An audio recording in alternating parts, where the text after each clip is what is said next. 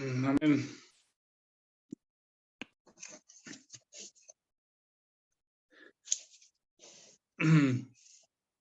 Muy bien, pues vamos a continuar estamos en la lección número 3. El tema es aceptación. Y quisiera iniciar viendo esta historia que recientemente estudiamos en los domingos, que está en Lucas 5. Lucas en el capítulo 5.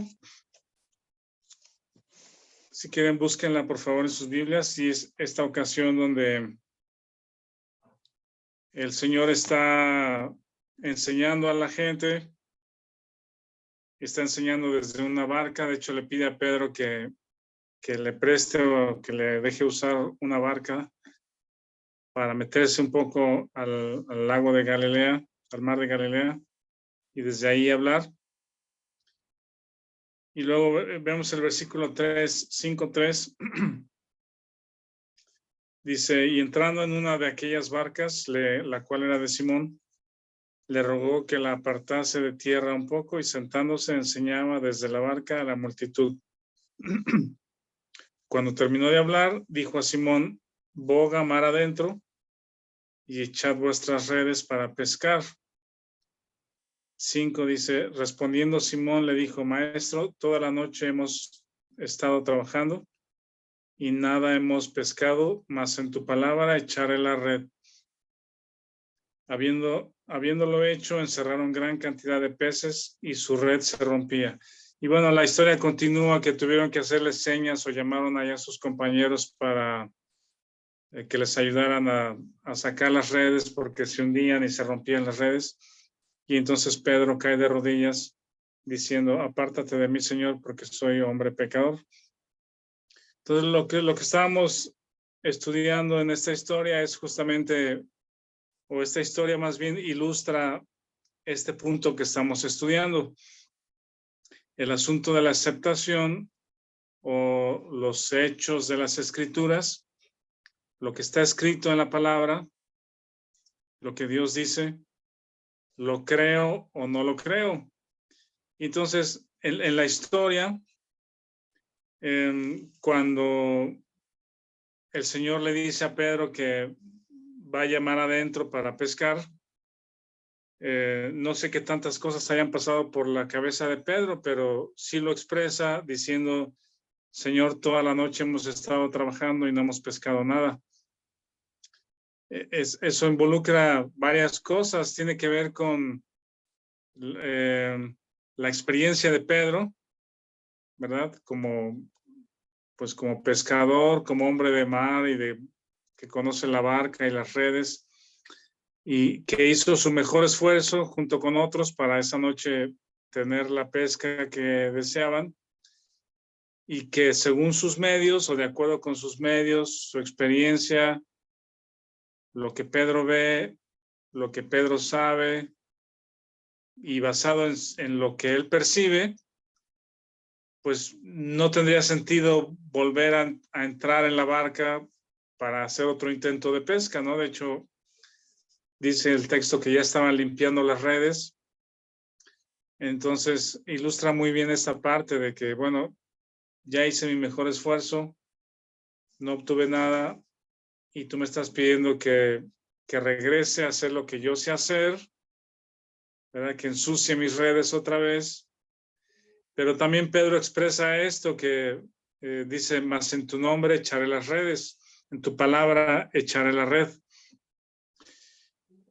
Cuando encontramos este tipo de textos, como el de Efesios 1, donde Dios expresa lo que Él ve o lo que Él piensa de nosotros como creyentes. Efesios 1:5 leímos la semana pasada que somos aceptos en el amado, ¿verdad? Aceptos en el amado. Eso es lo que Él dice de nosotros, entre otras cosas. Pero quizá mi experiencia, lo que siento, lo que pienso, lo que veo de mí mismo, no estimo que sea suficientemente acepto delante de Dios. No estimo que lo que yo soy y lo que yo hago sea acepto delante de Dios. Si me explico, si ven la similitud aquí, el cuadro, ¿sí? Pero dice, yo ya estuve trabajando toda la noche y no veo cómo, pero en tu nombre o confiando en tu palabra, echaré la red. Esa es la actitud y la apropiación que hemos de tener de textos como estos. Quizá según nuestra experiencia como creyentes o nuestros fracasos anteriores, pensamos, no soy suficientemente bueno para que Dios me acepte, ¿no? Necesito mejorar algunas cosas para que Dios me acepte, ¿verdad? Y el punto es, ¿crees en lo que Dios dice respecto a ti? ¿Crees en lo que Dios dice respecto a cómo te ve?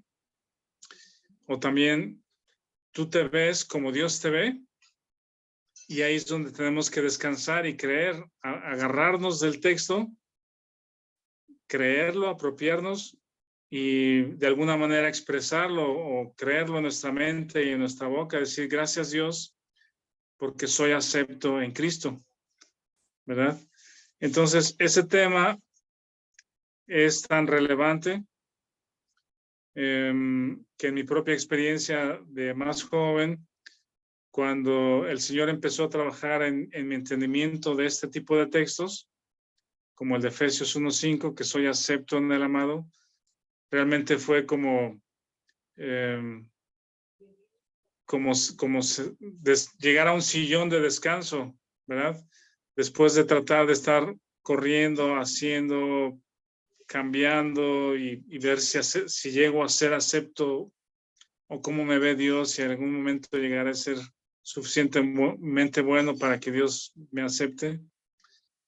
Cuando me agarré de este texto y lo creí, como Pedro dijo, en tu palabra echaré la red, no me sentía acepto, pero en fe creí el texto y el efecto en mi corazón y en mi mente fue de paz y tranquilidad, ¿sí? No significa que Dios pase por alto lo que yo haga, ¿verdad?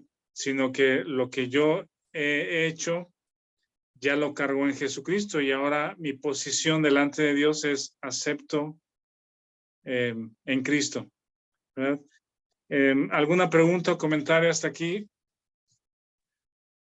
Rafa, quizá, o sea, el término sería que estabas tratando de agradar a Dios, que es algo que, pues, mucha gente, o sea, es una frase común, ¿no? Dentro pues, en todo el mundo, ¿no? Pues, hay que hacer cosas para agradar a Dios, pues, a estar constantemente, incluso haciendo cosas muy buenas, pues, como leyendo, estudiando, compartiendo y todo, pero como que la búsqueda, pero el objetivo es no perder o sea, tenemos ese temor de no agradar a Dios, pues, ¿no? Sí, de hacer que Dios piense bien de mí, ¿verdad? Que Dios de pronto un día diga, mira, Rafael, hoy sí has sido un buen hijo, una buena persona, y tu mejor esfuerzo y pienso bien de ti, pues te valoro. Pero realmente esa valoración o aceptación no depende de nuestra conducta, sino depende de lo que Cristo hizo y lo que Dios aceptó de Cristo. Es Hay un un, can- concepto, ¿mande? hay un canto, ¿no? Que dice que cuando terminen mis días, que Dios diga, siervo fiel, o como dice, bien hiciste, siervo fiel. Sí, No me creo acuerdo que si sí. es un himno, pero bueno. Pues, dice, bien, buen siervo y fiel, en lo poco has sido fiel, en lo mucho te pondré. Entra en el gozo de tu Señor.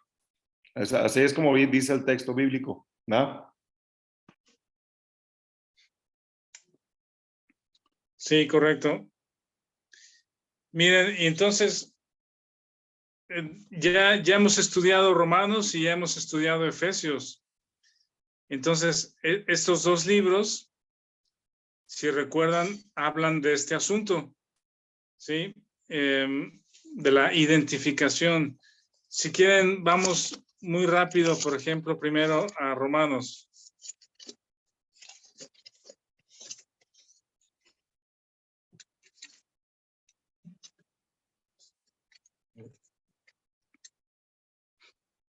En Romanos 1:18.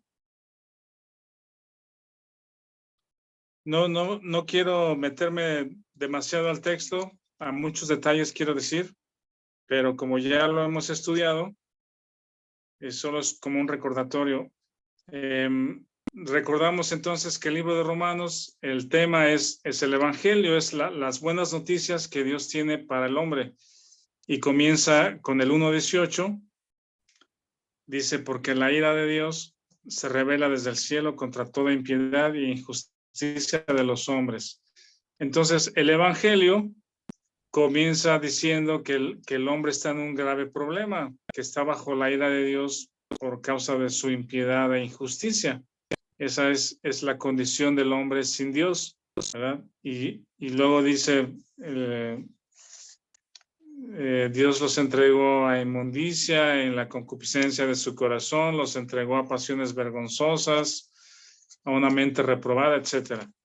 Y luego en el 1:29, que es la conducta de esa posición sin Dios, en 1:29 dice, estando atestados de toda injusticia, fornicación, perversidad, avaricia, maldad, etcétera, ¿no? Es el fruto de la posición sin Dios, sin Cristo, ¿verdad? Alejados de Él. Y la ira de Dios está sobre nosotros cuando estamos sin Cristo. Y entonces Pablo continúa con su argumento en el libro de Romanos y dice, ¿hay justificación para esta persona que está alejada de Dios y bajo la ira de Dios? ¿Hay justificación? ¿Hay forma de que Dios piense bien de él o que tenga paz con Dios? Y la respuesta que Pablo da en el texto es sí. Y la siguiente pregunta o el argumento de Pablo es, ¿cómo puede ser justificado delante de Dios o aceptado delante de Dios? Opción A es por sus propias obras. La respuesta es no, porque no puede, no le alcanza, ¿verdad? Está atestado de toda injusticia y de esa manera no puede alcanzar aceptación o paz con Dios. La respuesta B, entonces, ¿cómo puede ser justificado? Es por la fe en Jesucristo, gratuitamente, ¿verdad? Porque Cristo es el pago, Cristo es la propiciación por nuestros pecados. Y entonces todo aquel que cree en Él tiene paz con Dios. Entonces, en el capítulo 4 vemos el ejemplo de Abraham en fe y de David en fe. Y en el capítulo 5, en el 5:1, vean el contraste. Dice, justificados pues por la fe, tenemos paz para con Dios por medio de nuestro Señor Jesucristo. Esa es la nueva posición que tenemos al ser justificados. Por la fe tenemos paz con Dios, mientras que en el 1:18 estábamos bajo la ira de Dios y ahora esa ira de Dios fue cargada en Jesucristo y tú estás justificado. Eres justificado y dice, tienes paz con Dios. Y luego ahí mismo el 5:8 de Romanos dice, mas Dios muestra su amor para con nosotros, en que siendo aún pecadores, Cristo murió por nosotros. Esa es la obra de justificación. Y enseguida viene el capítulo 6. En el 6:6, podemos leer desde el 3:6:3, o no sabéis que todos los que hemos sido bautizados en Cristo hemos sido bautizados en su muerte. Esa palabra bautizado significa identificación, identificado con Dice, porque somos el 4, sepultados juntamente con él para muerte por el bautismo, a fin de que como Cristo resucitó de los muertos por la gloria del Padre, así también nosotros andemos en vida nueva. Porque si fuimos plantados juntamente con él en la semejanza de su muerte, así también lo seremos en la de su resurrección. Sabiendo esto, que nuestro viejo hombre fue crucificado juntamente con él, para que el cuerpo del pecado sea destruido, a fin de que no sirvamos más al pecado. Porque el que ha muerto ha sido justificado del pecado. Y en el 11 dice, así también vosotros consideraos muertos al pecado, pero vivos para Dios en Cristo Jesús, Señor nuestro. Entonces, todos estos textos involucran ese proceso que estábamos sin Dios o alejados de Dios bajo su ira, y la conducta es estado de injusticia y todo lo perverso, lo que ofende a Dios. Pero cuando escuchamos el Evangelio y creemos que Cristo es el que paga por nosotros, creo en ese hecho, Cristo es mi Salvador. Entonces 5.1 es, ahora estoy justificado por la fe y tengo paz con Dios. Dios no es, ahora Dios tiene paz conmigo, quiero decir, o Dios está en paz conmigo, ya no le debo nada a Dios y Dios está en paz. Esa paz es esta aceptación, ¿sí? Él ya me ha aceptado en Cristo, y el capítulo 6 habla de esa identificación, que cuando Cristo murió, yo morí con él, fui sepultado con él, fui resucitado con él a vida nueva. Entonces, esa identificación me hace uno con Cristo, y por esa razón soy acepto, porque estoy en Cristo. Mi nueva posición es estar en Cristo. Y el libro de Efesios, si quieren vamos ahí a Efesios en el capítulo 1.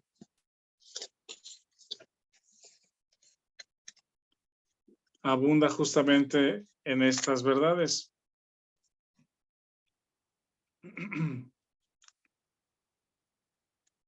Por ejemplo, Efesios 1,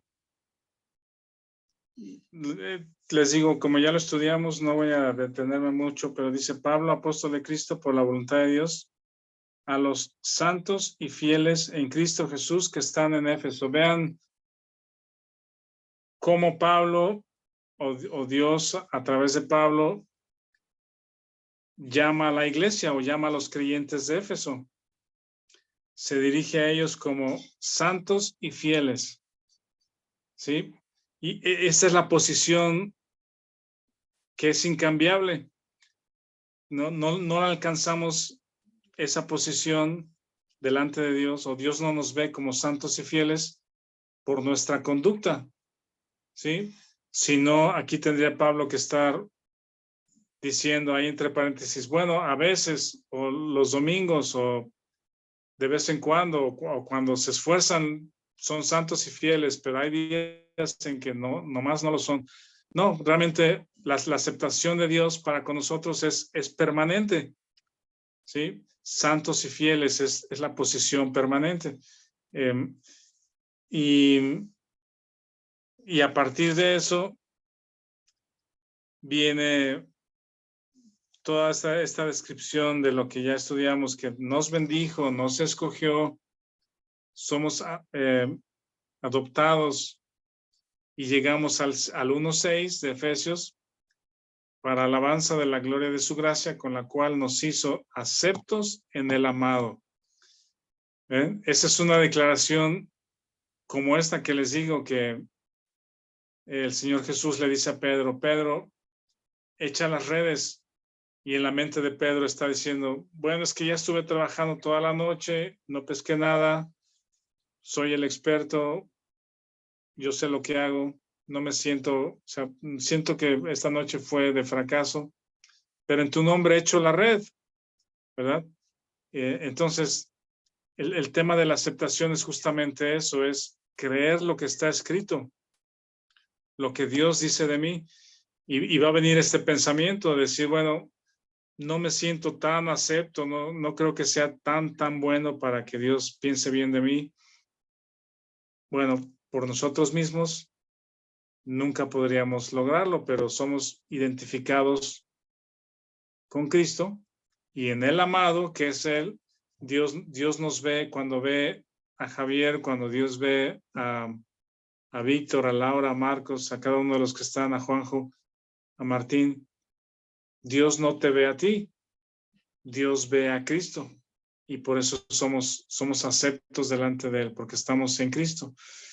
Y hay dos textos que también hemos visto ahí en Lucas. Si quieren, vean Lucas 3.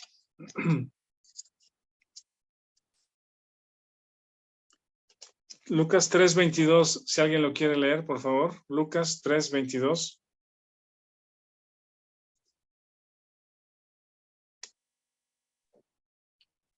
Aquí lo tengo. Perdón, hermano. Adelante. Y descendió el Espíritu Santo sobre él en forma corporal, como paloma, y vino una voz del cielo que decía, tú eres mi Hijo amado, en ti tengo complacencia. Ajá. Esa es una declaración respecto que Dios dice respecto a su Hijo Jesucristo. Tú eres mi Hijo amado, en ti tengo complacencia. Él se complació en Cristo.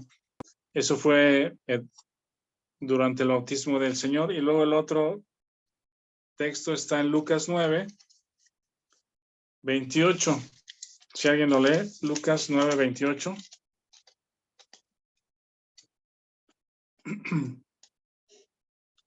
No es cierto. Bueno, es esa historia del 28, pero más bien es al 35. Lucas 9:35. Dice, y vino una voz de la nube que decía, este es mi Hijo amado, a él oíd. Gracias. Esto ocurre durante la transfiguración, cuando está junto con el Señor, está Juan, Jacobo y Pedro, y de pronto cambian su apariencia y aparece Moisés, Elías, y están dialogando respecto a su partida. Y entonces viene esta voz, este es mi Hijo amado, ¿sí? Es la única persona a la cual Dios se dirige de esta forma. Este es mi Hijo amado, y lo acepta. A él oíd, en él tengo complacencia. ¿Sí? Es la única persona en la cual Dios se agrada. Y cuando nosotros confiamos o creemos y somos justificados en fe que Jesucristo es mi Salvador, mi Señor, y creo que soy identificado con Él, según Romanos 6, entonces Dios ve a Cristo en ti, ¿sí? Y por eso eres acepto. Y ahí es donde yo tengo que agarrarme y creerlo, decir, gracias Dios, porque soy acepto en Cristo, ¿sí? ¿Alguna observación, comentarios que tengan aquí?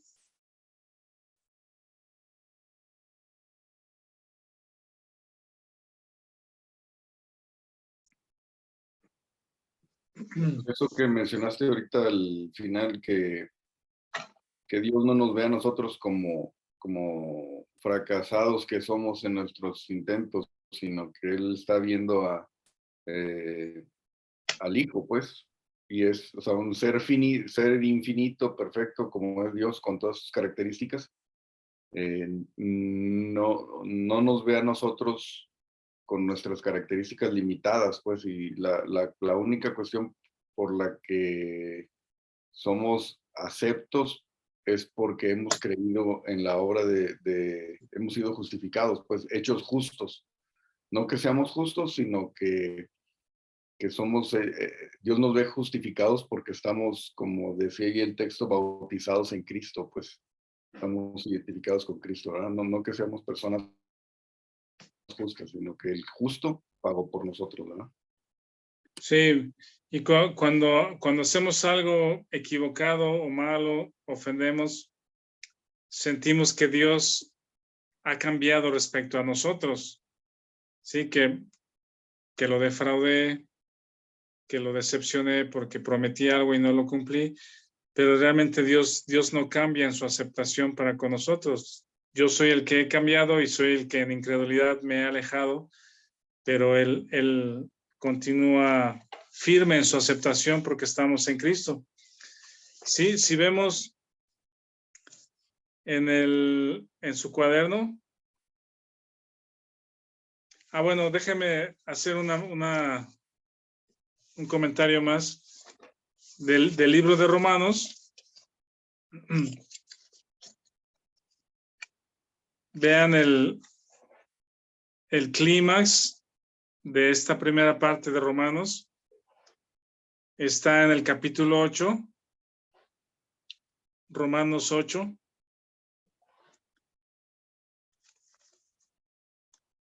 Por ejemplo, Romanos 8:31. ¿Alguien lo lee? Sí. ¿Qué pues diremos a esto? Si Dios es por nosotros, ¿quién contra nosotros? Y luego, Javier, ¿puedes leer el 39? Ni lo alto ni lo profundo, ni ninguna otra cosa creada nos podrá separar de Dios, del amor de Dios, que es en Cristo Jesús, Señor nuestro. Este es el clímax de Pablo, iniciando con el 1:18 que dijimos que la ira de Dios está sobre nosotros cuando estamos sin Cristo, estando atestados de toda esta conducta. Luego somos justificados por fe en Jesucristo. Dios tiene paz con nosotros. El amor de Dios es derramado sobre nuestro corazón. Somos identificados por Cristo, Romanos 6, con Cristo. Somos identificados con Él. Y luego el clímax en el 8 dice, nada puede separarnos del amor de Dios, ¿verdad? Somos uno con Cristo. Dice, ese amor de Dios es en Cristo Jesús. Si Dios es por nosotros, ¿quién contra nosotros? Es Romanos 8:31 y 39 lo que leyó Javier. Y esa parte es el clímax de la obra de Dios en el creyente, y ahí es donde tenemos que estar firmes, lo que decíamos en el capítulo 1. La fe tiene que ver con los hechos de las Escrituras. Entonces, este fundamento de fe respecto a nuestra justificación, nuestra identificación, son fundamentos firmes para ahí creer y descansar en que soy acepto en Cristo, y nada me va a quitar de ahí, nada me va a separar del amor de Dios, y ahí descanso. En la segunda página de sus hojas, de su material, en la segunda parte, en la segunda hoja, quiero decir, la hoja 7 me parece, en el segundo párrafo, ¿alguien lo quiere leer? El segundo párrafo donde dice, tristemente hoy.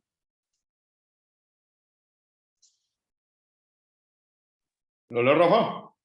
Sí, Víctor, por favor, adelante. Ok. Tristemente hoy, muchos creyentes en realidad razonan justo al revés. De ellos mismos hacia Dios. Cuando todo va bien y Dios parece estar bendiciendo, entonces sienten que Dios les ama y los acepta. Pero cuando las cosas están tambaleando y todo parece seco y duro, entonces sienten que Dios no les ama ni los acepta. ¿Cómo puede ser esto? No hay nada en nosotros que nos recomiende, no hay nada en nosotros que nos recomiende ante Dios. Nuestra aceptación comienza en Cristo.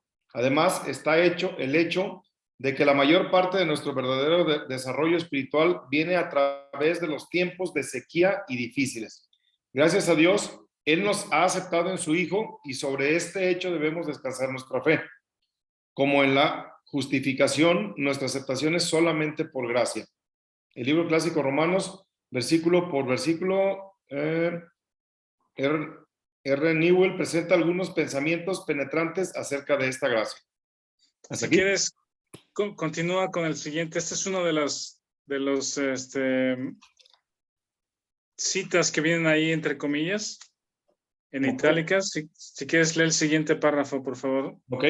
No hay motivo en la criatura por la cual la gracia deba de ser mostrada. La criatura debe ser librada de interior. Librada de interior. De intentar dar motivo a Dios para cuidarle. La ha sido aceptado en Cristo, quien es su posición. Él no está a prueba, ya que su vida ha terminado, no existe más delante de Dios. Él murió en la cruz y Cristo es su vida. La gracia, una vez otorgada, nunca es retirada, ya que Dios conocía todas las necesidades humanas de antemano. Su acción fue independiente de ellas, no dependiente de ellas. Creer. ¿Hasta aquí? Hasta ahí tantito, hasta ahí. Gracias, Víctor. Dice, la gracia una vez otorgada nunca es retirada. Dice, su acción fue independientemente de ellas, no dependiente de ellas.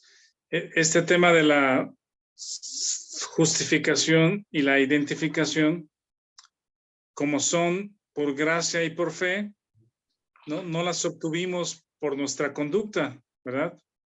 No las obtuvimos, no somos salvos por nuestra buena conducta.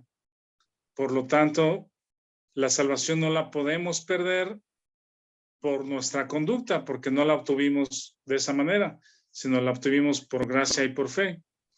De la misma manera, la posición en Cristo, la aceptación delante de Él, no es algo que Dios nos quite, porque no fue obtenida por medio de nuestras obras. No somos aceptados porque somos buenas personas, sino somos aceptados porque estamos en Cristo, y esa posición no la podemos perder. Y aquí podemos reflexionar en estas otras citas cortas que son muy interesantes. Dice, creer y consentir ser amado sin merecerlo es el gran secreto. ¿Sí? Luego el siguiente dice, evitar hacer resoluciones y votos, porque eso es confiar en la carne. En ocasiones hacemos promesas, resoluciones, compromisos con Dios, que sin duda tendrán buena intención, pero no tienen fundamento. ¿Cómo se llama? Dios, para empezar, no acepta nada que venga de la carne, del esfuerzo propio, y realmente no tiene fundamento para que Dios nos acepte, ¿no? Dios nos acepta por los compromisos o resoluciones que hacemos. Sí, Javier. Sí. Rafa, este párrafo me hace reflexionar lo que mencionas de que a veces nos comprometemos a ir a misa como compromiso, y salimos de misa y regresamos a hacer las actividades que sabemos que no están bien, o sea, no estamos actuando de manera íntegra. Creo que este párrafo me hace pensar en ese aspecto de que cuando uno se compromete de que vamos a hacer un esfuerzo grande de manera temporal, con la intención de conseguir algo, pues como que Dios no lo valora, porque dice, yo sé que nada más lo vas a hacer una vez y después de eso vamos a regresar pues al pecado. O sea, ya es de antemano eso, ¿no? Hacer una promesa, una resolución o voto sin pensar en comprometerse. Uno. A ver qué dice Rafa. Sí, realmente cuando hacemos este tipo de promesas o resoluciones, o estoy firme en comprometerme, realmente el fundamento de eso es el propio esfuerzo, y eso se va a terminar. El esfuerzo propio se acaba pronto. El impulso que podemos tener en una resolución de ese tiempo, de esa forma, de ese tipo, realmente dura muy poco.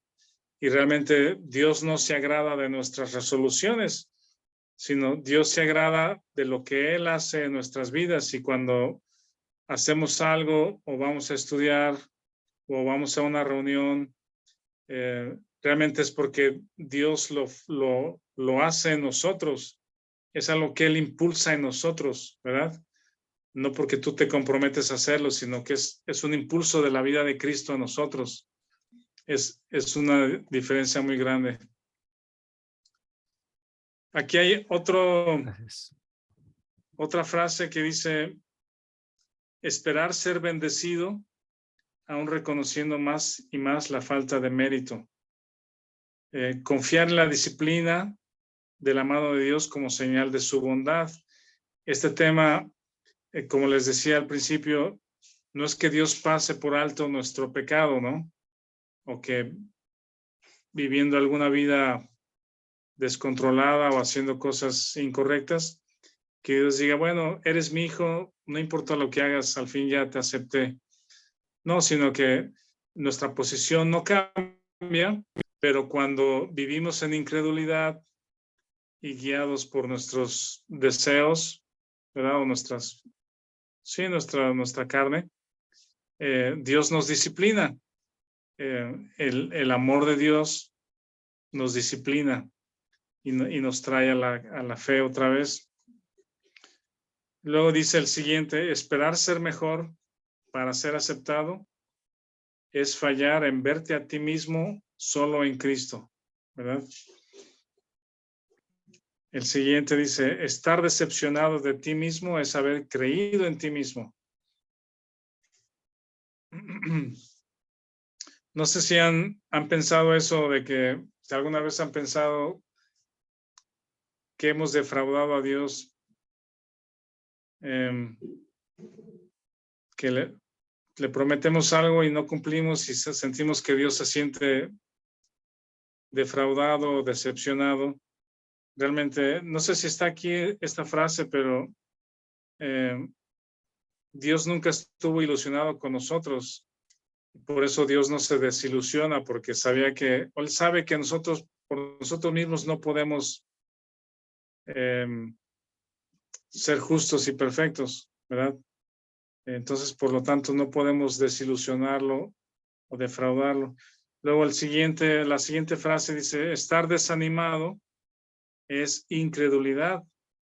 Incredulidad en el propósito de Dios y en el plan de bendición para ti.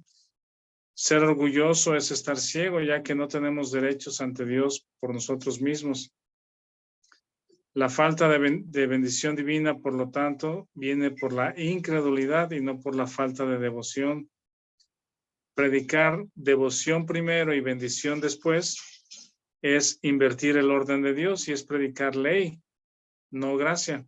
La ley hace que la bendición del hombre dependa de su devoción, ¿verdad? Es decir, ¿qué hago yo para que Dios me pague o me bendiga? Eso es ley, eso no es gracia.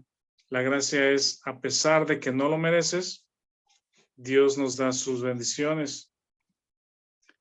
Dice, la gracia confiere bendición incondicional inmerecida. Nuestra devoción puede continuar, pero no siempre sucede así en una medida apropiada.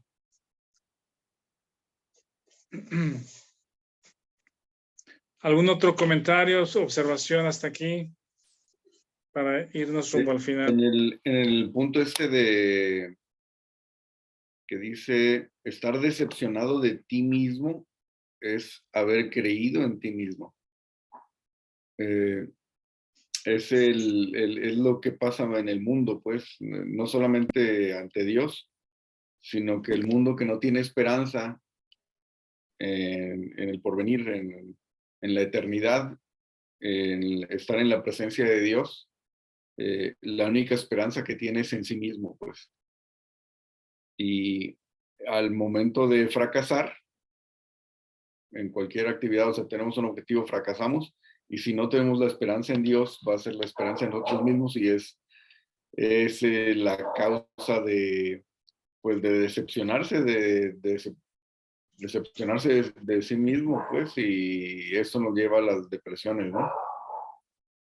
Sí, a la frustración y cansancio. A ver, Rafa. Sí, No, sí, Vic.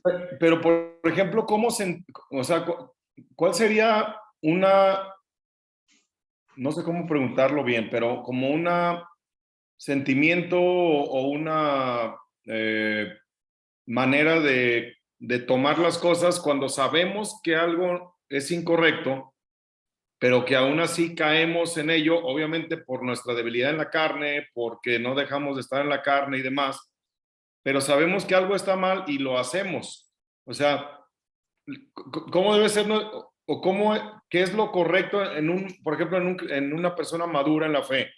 Decía, ay, bueno, pues ya ni modo, a lo que sigue, y bueno, mañana a lo mejor vuelvo a caer en esto, pero bueno, no pasa nada, o sea, o sí, te digo porque a mí me pasa, y eventualmente sé que algo no es correcto, y caigo en eso, y no me siento bien, o sea, y no es que esté decepcionado de mí, por supuesto que a lo mejor humanamente sí, pero una vez que me enfoco otra vez en Cristo, digo, ah, caray, bueno, finalmente no se trata de mí, sin embargo, hice algo incorrecto que a lo mejor afectó a otra persona.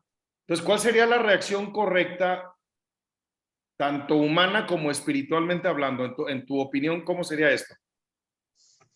Mira, lo que vemos en la Biblia justamente es que el pecado es evidencia de incredulidad. ¿Sí? Mi pecado,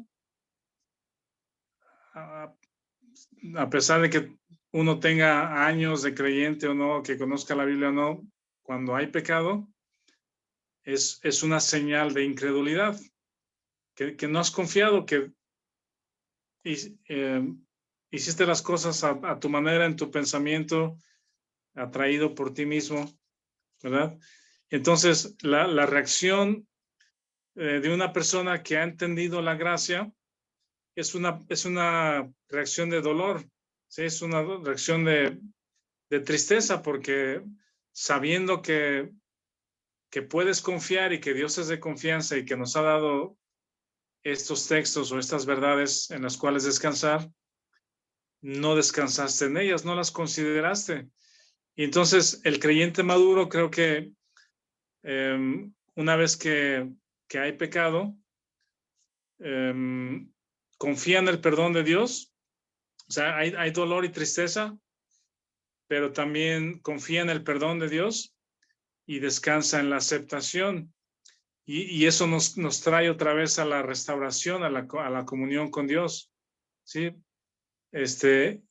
Yo creo que sí hay ocasiones donde las circunstancias, nuestra mente, la atracción del pecado nos jala, digamos, por decirlo, nos jala de más, pues, o sea, en un periodo más largo de incredulidad, podría decirlo quizá, y Dios, como nuestro Padre, nos llama a disciplina. Él nos corrige, no como pago del pecado, porque ese ya lo cargó el Señor, pero sí como corrección de la incredulidad.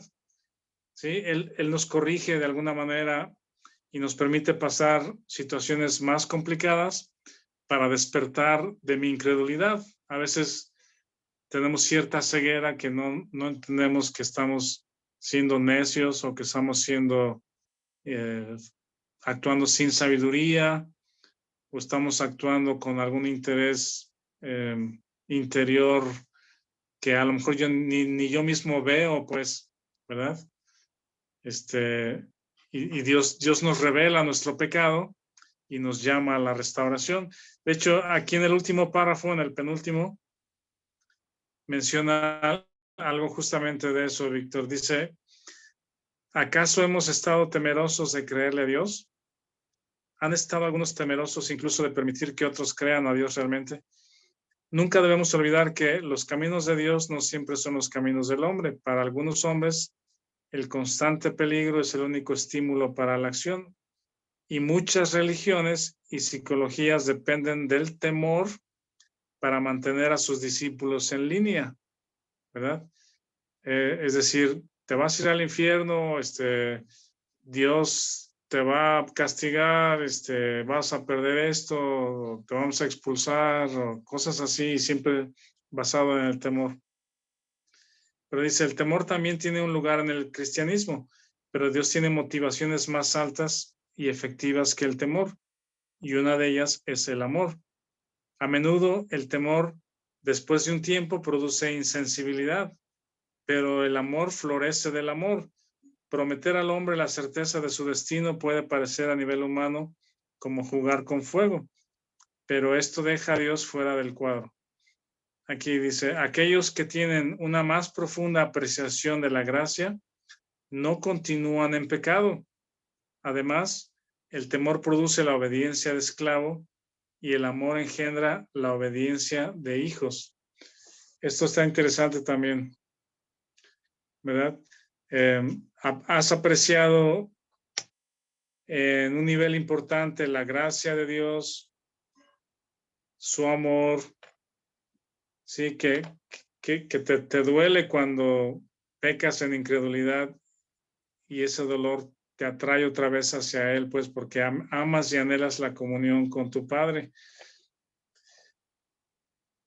Bueno, aquí el último texto dice, y si la trompeta diere sonido incierto, ¿quién se preparará para la batalla? Hasta que el cristiano esté absolutamente y escrituralmente seguro de su posición, no tendrá mucha firmeza. Y el texto de Efesios, está pues firmes. ¿Algún otro comentario, observación? Sí, Víctor, Vic.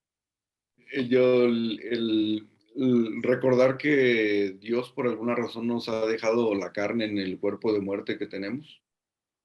Y pues la carne es el yo, el estar centrado en mí.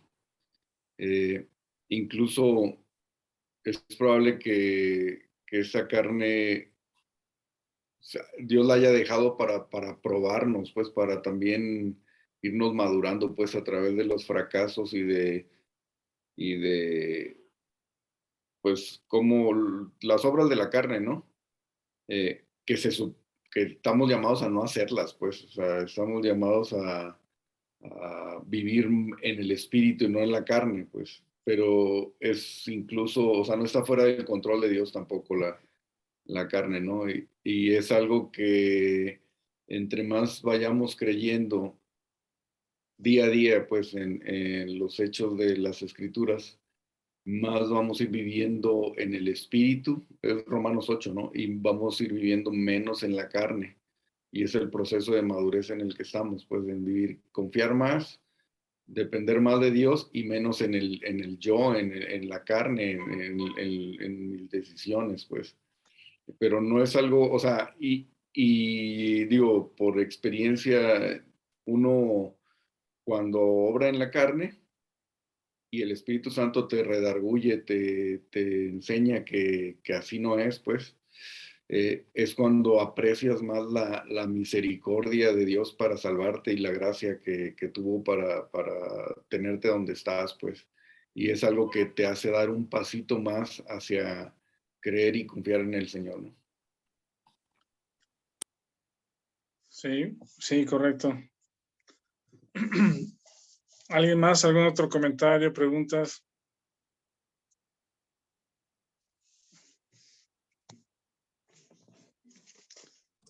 Bueno. Un comentario yo, Rafa. Sí. Lo último el penúltimo párrafo que leíste, se me hace muy profundo, se me gustó mucho, no lo había escuchado antes o no lo había interpretado así, pero que dice, el amor produce la obediencia de esclavo y el amor engendra la obediencia de hijos.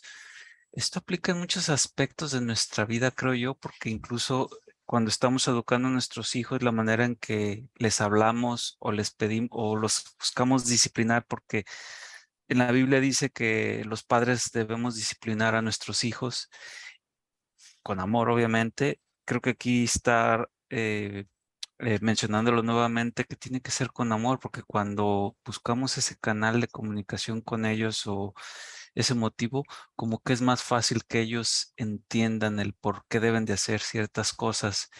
Y cuando es simplemente porque nos enojamos y gritamos, a lo mejor en el momento lo hacen porque están asustados, pero tarde que temprano van a encontrar la manera de ya no hacerlo, o sea, no están escuchando, no están aprendiendo porque no les decimos con amor las cosas, creo yo. Entonces aquí yo me veo, este, bueno, un poco apenado porque digo, híjole, sí lo he hecho, de que a veces quisiera asustarlos con la finalidad de que obedezcan, y no, tiene que ser con amor, o sea, de ahí nace la obediencia, pues de mostrarles el amor, y creo que así lo hace Dios con nosotros. Y como bien decías, si nos equivocamos una y otra vez, en lugar de descalificarnos a nosotros mismos, pues Dios nos ama, o sea, nos sigue mostrando amor, y eso es lo que nosotros creo también debemos aplicar en nuestra vida, ¿no? En nuestras familias. Sí, completamente, así es.